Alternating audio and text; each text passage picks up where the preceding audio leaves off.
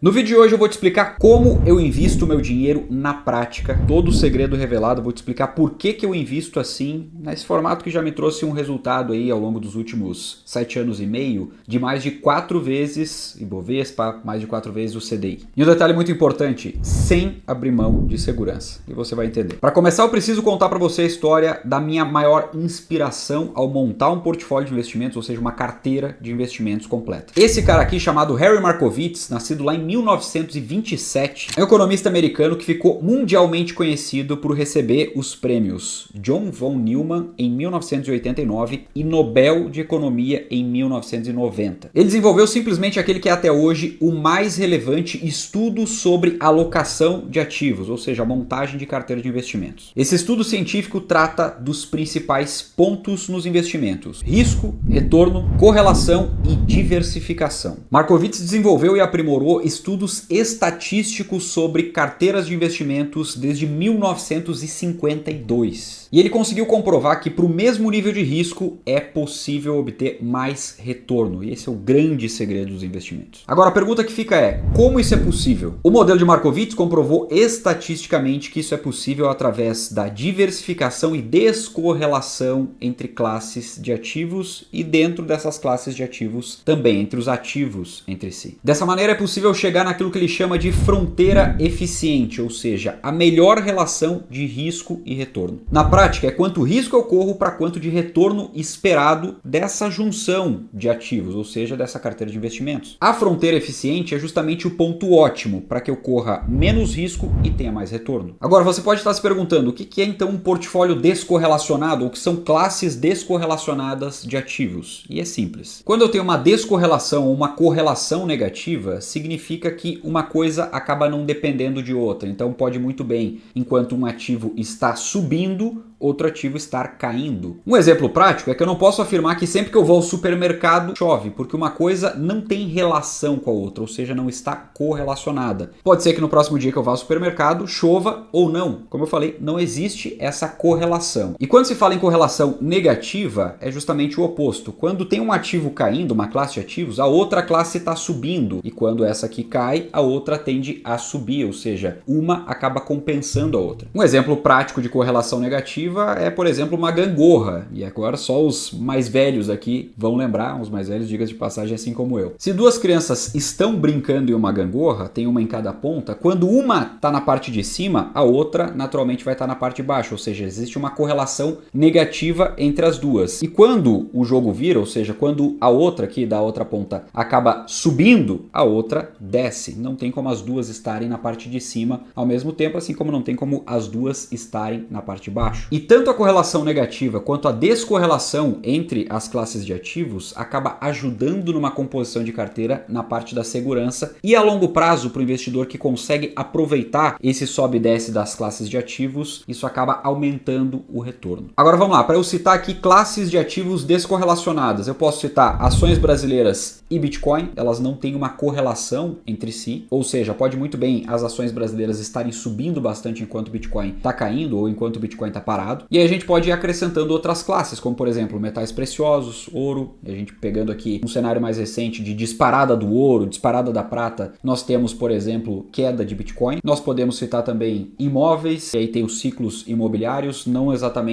necessariamente eles vão coincidir com ciclos de ações. Nós temos a renda fixa, que por vezes tem taxas bem mais baixas e por outras vezes tem taxas bem mais altas. Quando as taxas estão bem mais baixas, a tendência é que, se eu tenho por um lado aqui ganhado bem menos na renda fixa, o prêmio é menor, do outro lado eu tenho, por exemplo, ações e fundos imobiliários tendendo a subir, ou seja, tem uma correlação aqui até que negativa entre ambas. Eu tenho investimentos no exterior, aí eu posso trazer tanto investimento em imóveis, posso trazer investimento em stocks, né? Ou seja, ações americanas ou ações globais, que não tem uma correlação com ações brasileiras, ou seja, eu posso mitigar risco dessa maneira, já que, por exemplo, ações, empresas brasileiras, se o Brasil está passando por uma crise interna interna aqui vão sofrer naturalmente, enquanto isso ações de empresas americanas podem estar indo muito bem exatamente no mesmo período. Por quê? Porque a crise interna aqui do Brasil não vai estar afetando lá a Apple, por exemplo. E agora que você já entendeu essa parte de descorrelação entre os ativos, ou até uma correlação negativa que, como eu falei, é ainda melhor, existe também uma divisão por medida de risco, ou seja, ativos mais arriscados têm um percentual menor na carteira. Isso também ajuda a mitigar risco. Outro ponto para aumentar retorno de uma carteira eficiente é o rebalanceamento de carteira, ou seja, eu traço percentuais para minha carteira, como por exemplo, na parte de ações eu vou ter 20%, ou na parte de cripto eu vou ter 10%, ações no exterior eu vou ter 20%, e sempre eu vou mantendo esses percentuais, vou perseguindo eles, de maneira que se cripto subiu muito, passou muito do meu percentual, eu vou vender um pouquinho aqui desse lado, vou realizar um pouco do lucro, alocar naquilo que ficou para trás, as classes de ativos que ficaram para trás, e da mesma maneira, se por exemplo, pegando a mesma classe aqui, cripto, cair muito, eu vou poder aportar em cripto, realizando o lucro de outras partes da minha carteira, ou mesmo com caixa. E aqui cabe dizer que ativos que caíram não necessariamente são bons para aportar, eles precisam manter fundamentos. Então não adianta de nada você ter um ativo na sua carteira que perdeu todos os fundamentos e despencou. Se você continuar aportando nesse ativo, você vai simplesmente estar queimando dinheiro.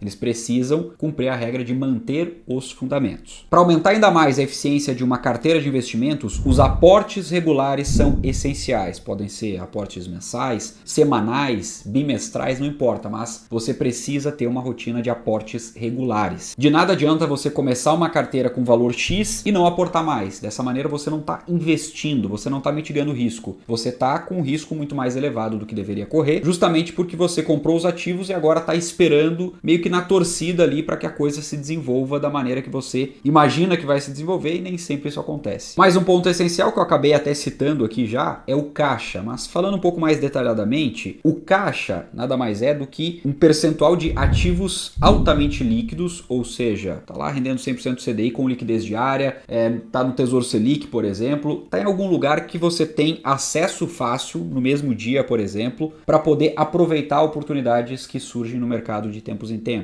Como, por exemplo, quedas repentinas e fortes em ativos de muita qualidade que você gostaria de aportar. Se você tem caixa, você consegue fazer isso de imediato e aproveitar esses mergulhos de tempos em tempos. Ter uma estratégia de caixa, principalmente para ativos altamente voláteis e com maior assimetria, é fundamental para aumentar retorno ao longo do tempo. E é bom lembrar aqui, eu já desenvolvi um estudo sobre isso, um estudo bem detalhado, mostrando por que o caixa é fundamental, não só para aumentar retorno de fato, mas também para mitigar risco. Você melhora o índice de Sharpe, ou seja, corre menos risco, diminui a volatilidade da carteira e acaba tendo um retorno melhor proporcionalmente. E por fim, outra coisa que não pode ser ignorada se você quer montar a carteira perfeita de investimentos é o seu próprio perfil de risco. Você precisa respeitar ele, porque mesmo montando uma carteira bem diversificada, descorrelacionada entre classes de ativos, respeitando todas as regras aqui, se você desrespeitar o seu próprio perfil, ou seja, assumir um risco maior do que poderia, assumir o risco de uma carteira arrojada, sendo que o seu perfil é moderado, ou mesmo um perfil mais conservador, vai pôr em xeque todo o restante da estratégia, porque você não vai se sentir confortável, não vai saber o que fazer nos momentos de maiores oscilações. Agora, na prática, pegando tudo isso aqui, como é que eu invisto hoje? Cabe antes de tudo dizer que o meu perfil é um perfil arrojado, e essa carteira que eu vou citar aqui é uma carteira mais arrojada. Então vamos lá, o meu portfólio atualmente está dividido da seguinte forma: 19,5% em cripto, sendo que majoritariamente aqui em cripto, Bitcoin. 3% da minha carteira atualmente está em metais preciosos. 4% está em REITs, que são imóveis ou exploração imobiliária de modo internacional. Aqui eu tenho REITs tanto na Europa quanto nos Estados Unidos, principalmente. 13% no mercado acionário internacional, fora do Brasil, principalmente Estados Unidos, mas não só Estados Unidos, tem Ásia também, tem Europa. 14% em renda fixa, 15% em ações brasileiras, 23% em caixa e 8,5% em fundos imobiliários. Os números aqui, dicas de passagem, estão arredondados, alguns para mais, outros para menos. E cabe dizer que todos os ativos que tem dentro dessas classes de ativos, eu compartilho com a comunidade 1%, além de todo o método que eu utilizo para investir. Estou abrindo aqui para você toda a estratégia de alocação atual da minha carteira, o porquê que ela é montada desse jeito e por que que eu tenho um resultado como esse que está aparecendo aí na tela para você. Esse resultado de mais de 4 vezes o Ibovespa e mais de 4 vezes o CDI, mesmo considerando o CDI aí nos últimos tempos em 15%, é um resultado que só existe porque eu aplico exatamente o que eu ensino para todo mundo dentro da comunidade 1%. E o maior erro que alguém pode cometer é falar: David, eu vou seguir só um pedaço da estratégia. Se você está seguindo um pedaço da estratégia, você simplesmente não está seguindo a estratégia, você está se iludindo. Porque é justamente a estratégia que proporciona mais segurança para maior retorno. E não foi o David que inventou essa estratégia. Eu já contei para você aqui de onde vem a inspiração principal. Eu tenho várias outras inspirações. Essa adaptação de carteira é uma adaptação justamente da teoria moderna do portfólio para o Brasil e é uma adaptação também pro meu perfil. Ou seja, se você tem um perfil mais moderado, o desenho da carteira tem que ser diferente. Se você tem um perfil mais conservador, o desenho da carteira tem que ser diferente também. E é justamente seguir a estratégia de maneira completa que proporciona, por exemplo, que mesmo em períodos onde classes de ativos significativas, como por exemplo o próprio Bitcoin, que em outros ciclos teve quedas de mais de 80% em dados períodos, mesmo considerando que alguma outra classe de ativos estava em queda ao mesmo tempo, a carteira não sofresse uma queda de proporção sequer parecida. Ou seja, aquela classe ou aquelas classes de ativos derretendo, enquanto isso a carteira segurando muito bem, caindo naquele período 5, 10% ou às vezes nem caindo. Além disso, quando essas quedas ocorrem, você tem a oportunidade de fazer mais compras com o caixa que você acumulou justamente para esses momentos. E quando você faz mais compras em grandes quedas de bons ativos, você está contratando, entre aspas, uma rentabilidade maior para sua carteira para os próximos períodos. E é justamente essa diminuição de volatilidade, você ter o caixa para fazer o aporte no momento certo e seguir consistentemente toda essa estratégia é que vai fazer você respeitar as duas principais regras do maior investidor de todos os tempos, Warren Buffett. Regra número 1, não perca dinheiro. Regra número 2, não esqueça da regra número 1. Dito isso, eu espero muito ter te ajudado com o vídeo de hoje. Se eu pudesse elencar um tema único sobre investimentos, seria justamente esse, então eu espero que você aproveite de verdade. Sem mais, eu vou ficando por aqui, já vou deixar a recomendação desse outro vídeo para você assistir. É só clicar nele. Um forte abraço e a gente se vê lá.